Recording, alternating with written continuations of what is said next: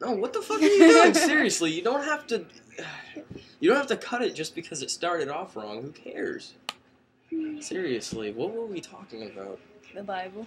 Hey guys, she decided to record my rants. The Bible. What about? I honestly don't remember what the hell we were talking about between you trying to get the computer out and then me trying to watch the fucking Daily Show. What? It was the discussion of The Bible, dude. Oh, yeah, the messages. Like, everybody, I'm sure your brother and your family have done that more than one time.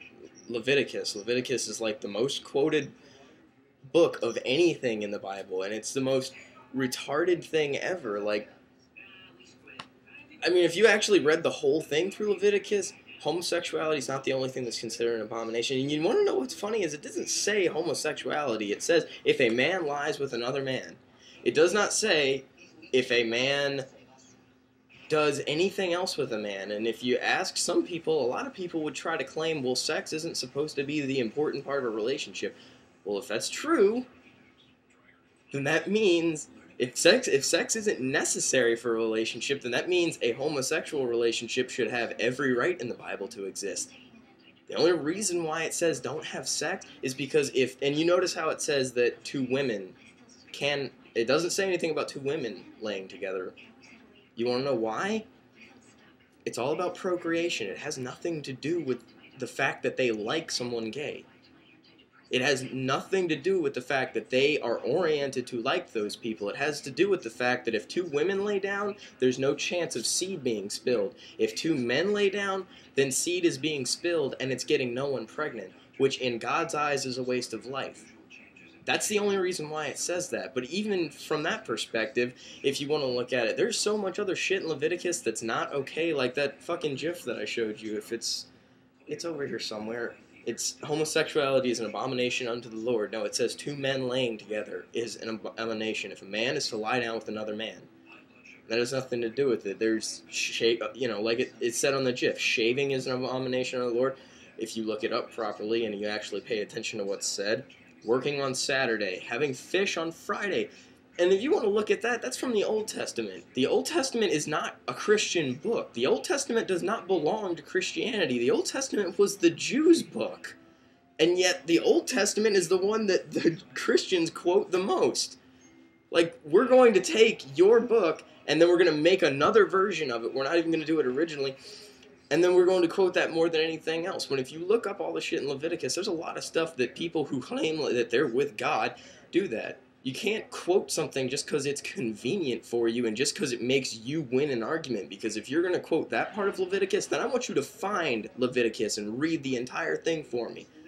Because that's destroying everything else that's in it. That's destroying all the other meaning to it. Because there's so much other shit that can be said in Leviticus that everybody else does. And I mean, we're talking about the Old Testament. You can get mad all you want if you're a Christian, but God was a fucking psycho in the Old Testament. To talk to God in the Old Testament, you had to take a yearling calf and your youngest son up to a hill and slaughter them, and then like smear their blood on rocks and pour it into a basin to talk to God. And then there came the New Testament where it's just, we can talk to God. You can just say whatever you want and he will hear you. And that's fine, but it's not even your book, so why are you disputing facts from something that you didn't even write? On top of that, it's not even the original copy. You know what? It really doesn't matter if it's the original copy. Because again, if you want to look at it, there was no book of Jesus. And that pisses me off. If Jesus was really there, and I'm not saying he wasn't real, but don't you think that if they were writing a book about Jesus and they actually physically had a way to talk to him and get to him, don't you think somebody would actually say, hey, could you write some of this shit down? No, they just have the book of the 12 apostles. Matthew, John, all of them. That every book that you see, if it's John 10:13, that's a quote from the book of John, who was one of his apostles, who wrote a book for him. And if they actually were talking to Jesus and they felt like he is the Messiah, he is the one who is all-knowing, why wouldn't you hand him the book?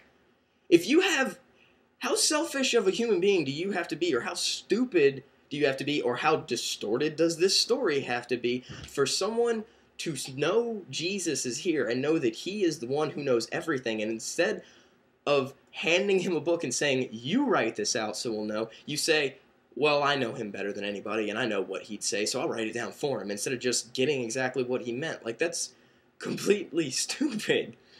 That is so completely stupid. If you were looking for information on oceanography, you wouldn't talk to somebody who's a friend of an oceanographer. You'd talk to an oceanographer.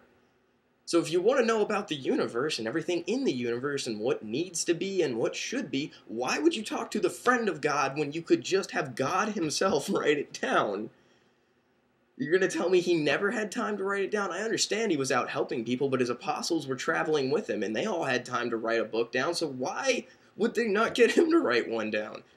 And if he's Jesus and he's so giving to everybody, then why would he refuse to write one? That's a huge flaw in logic, and I don't understand why everyone goes along with that. And again, Eddie Griffin put it the best. I love Eddie Griffin as a comedian because of that, because he doesn't do a copy version of Richard Pryor. I'm so tired of that. I know you like Medea, but I hate Tyler Perry. And Tyler Perry, Steve Harvey, Cedric the Entertainer, all of them. Take the Kings of Comedy lineup and knock all of them fucking off, because they shouldn't be up there, because all of their acts are the same. It's black people walk like this, and white people walk like that. People shouldn't be so racist, but let's point out all the differences constantly and act like we're better than them because we do this, and act like they always have it better than us because of this, because that'll help us come together as a race. Are you stupid? Richard Pryor was the one that started that. And Richard Pryor did it better than anybody else. And you want to know the difference? Richard Pryor actually talked about other shit. Richard Pryor wasn't constantly, black people do this and white people do that, and white people are so stupid because they do this, and black people are like this, and everyone's racist to us, and the police hate us, and talk about something that's actually involving in your life. Stop talking about other people. Stop talking about fucking white people all the goddamn time and every other race. Why don't you just talk about shit that goes on with life? If you really want us to come together as a race and be one, then stop worrying about that difference. If you're really that pissed off about it, as pissed off as you say about what goes on that's racist, then why don't you stop differentiating?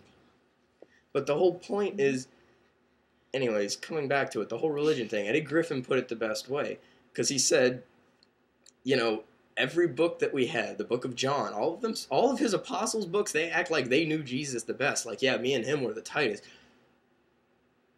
Okay, you can't say that. And as far as how the Bible was written by men. They were words that came out of a man's mouth.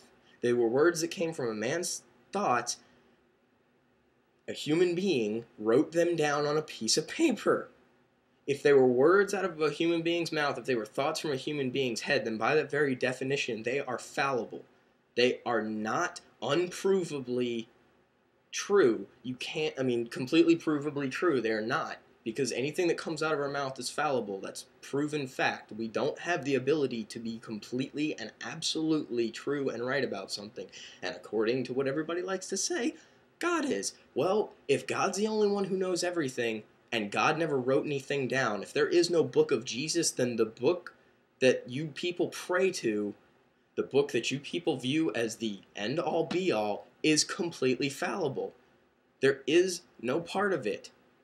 If somebody in there says, and Jesus said, then that is somebody else writing what Jesus said, which is still words from a fallible human being. Now, that's not to say that, if they quoted Jesus directly, then good for them. We have exactly what Jesus said. But we'll never know that because it came from a human being. Therefore, it is fallible. It could have been written another way. And even Jesus himself wasn't God. Jesus was God in a human being's shell.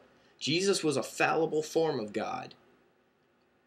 And you can get mad at that all you want, but that's the straight fact of it. Jesus was fallible too.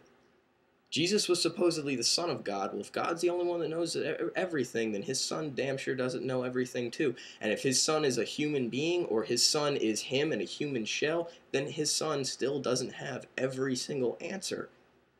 His Son was on this earth and nothing else. which means his son only has perspective on this earth and nothing else. And even if there is no life outside of where we are, which is highly unlikely because that'd be a huge waste of space if God supposedly created it, he created the ocean so that he could put one fish in it. Are you out of your fucking mind? Of course there's other life forms on other planets. We just haven't found them yet.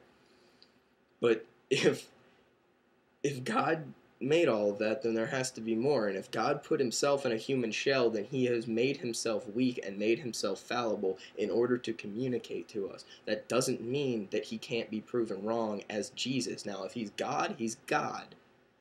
You can't say that.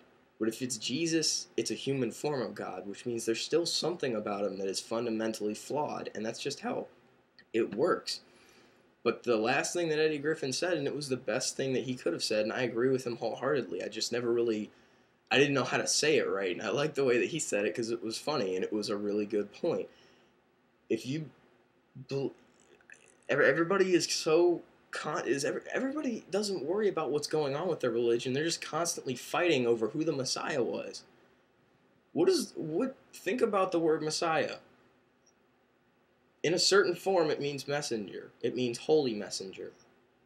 And who the fuck cares who the messenger is as long as you get the message? Honestly, you don't. If you get a bill from Comcast and they ask you where's the money, you don't tell them, well, I've been fighting over which mailman sent it to me, or which mailman gave it to me, or which mail company sent. Who gives a fuck as long as you got it? If you had $100,000 coming to you in a letter, would you give a fuck whether UPS or FedEx was the one sending? You wouldn't give a shit as long as you got your $100,000.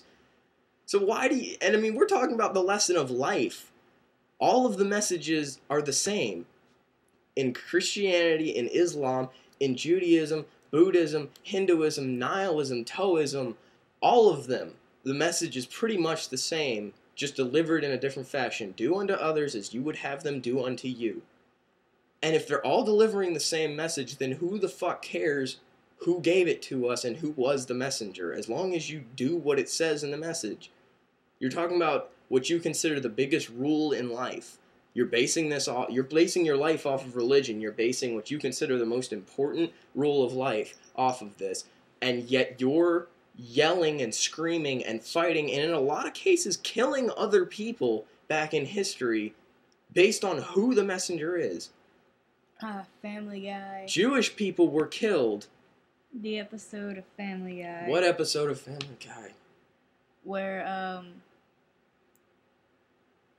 Peter's dad, the real uppity Christian dude. Oh yeah, when he made the Church of Fonzie. No, when he tried the episode where they were trying to baptize Stewie. Oh, well, yeah. Well, who cares? It's water. No.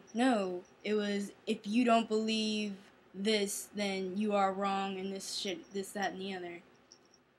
Yeah. And it's bullshit. Because you can't decide that. You can't say to another person, you believe this, and if you don't believe what I believe, then you're wrong. Yeah. Because that's bullshit.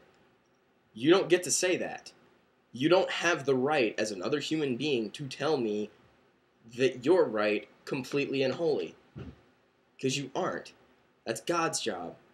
God is if there is a God, and he really operates that way, then he's the only one that gets to say that. Because a human being doesn't have the scope to say what is and is not right. If the creator of all existence knows, that means he knows what's going on in everything that exists. You have no clue what's going on with everything that exists. You are a drop in the ocean. You're sitting in a house, and that house is sitting in a county, and that county is sitting in a state, in a country, on Earth, in a solar system, in a galaxy, in a universe, inside of all existence. You have no fucking clue what goes on with the rest of anything in existence except the world that you put yourself in.